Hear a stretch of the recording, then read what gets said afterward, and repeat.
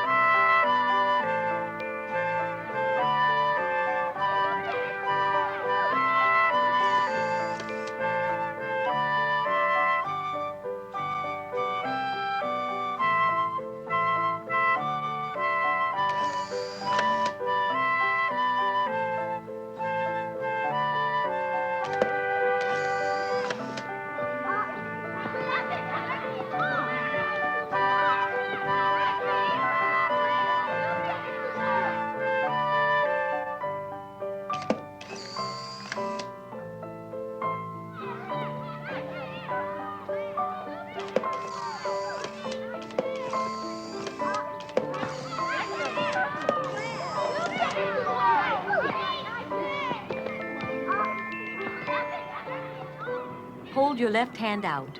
Place the camera across the palm. Grasp the rear of the viewfinder cap. Pull the camera into its erect position. To load, press and the door opens. Take the 10-picture film pack and push it all the way in. Close the door and automatically the cover sheet will be ejected from the camera.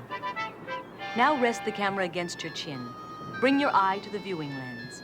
Place your thumb on the back of the lens board and your finger on the focusing wheel. Rolling left or right to bring the scene into sharp focus from infinity down to 10 inches.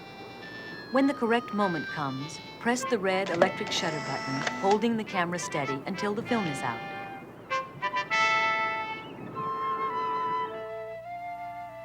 In a situation where the light is faint, the electronic circuits will control exposures up to 14 seconds.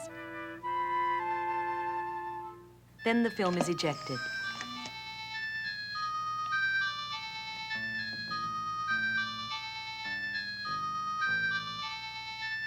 The 10-bulb flash unit, 5 on each face, is installed by inserting the prong of the unit firmly into the opening above the lens. Select, focus, shoot.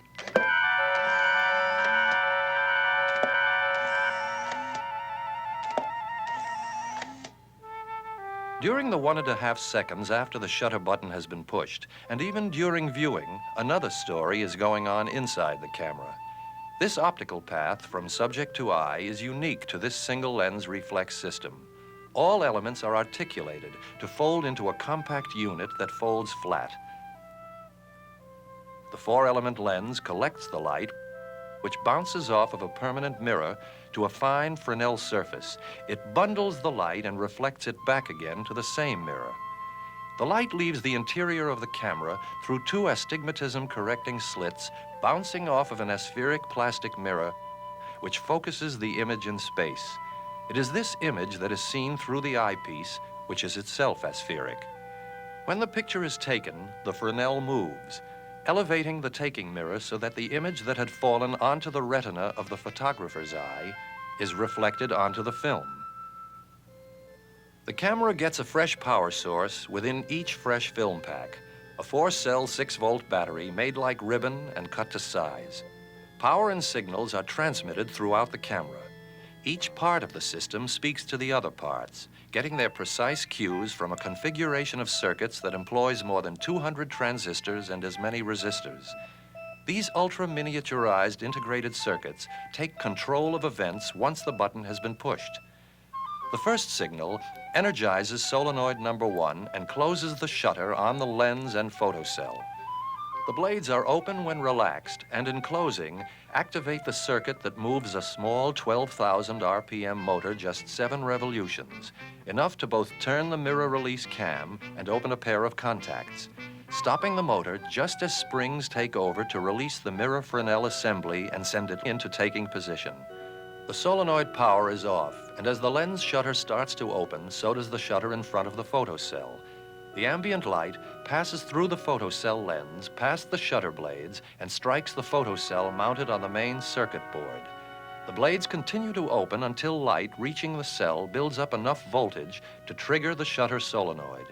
The blades rush to the closed position, and the motor is signaled to start the processing cycle. The gear train moves the film pick forward, and the opacifier and reagents are spread between the photosensitive layers and the clear plastic of the film unit. In the meantime, the mirror is lowered and latched. In lowering, it advances the film counter. All power is down, relaxing the shutter to its open position. The exposed film, out of the camera, is now protected by the turquoise opacifier, which also carries the processing ingredients. The film is about 1/100 of an inch thick. 2/3 of this is the transparent film cover and the black backing. The rest is the chemistry. Farthest from the cover are 3 color-sensitive layers, each with its complementary layer of dye developer. The untrapped dye developer will migrate to the positive to form the positive image.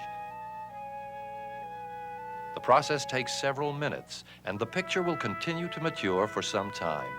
The white titanium dioxide forms a luminous background for the metallized dyes.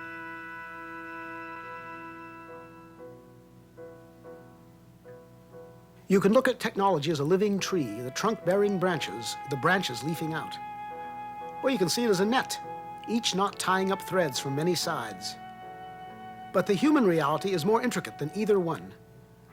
We have been looking at one invention which began pretty purely out of the conception of a need, the hope to change the person who takes pictures from a harried offstage observer into someone who is a natural part of the event. No single thread wove this invention. Not lens, not moving mirror, not film chemistry, not clever circuits. They are coordinate, parts of a single strategy working together to protect and fulfill the original hope. This invention is finally a system. Call it a system of novelties. But even that is not enough. The camera enters the real world only once it is precisely manufactured in quantity. That process, too, reflects a civilized concern. It has its visual beauty. It rewards skill and care with immediate feedback. In the end, it links the inventors, the engineers, the workers, the distributors into one chain of craftsmanship. The user is the final link.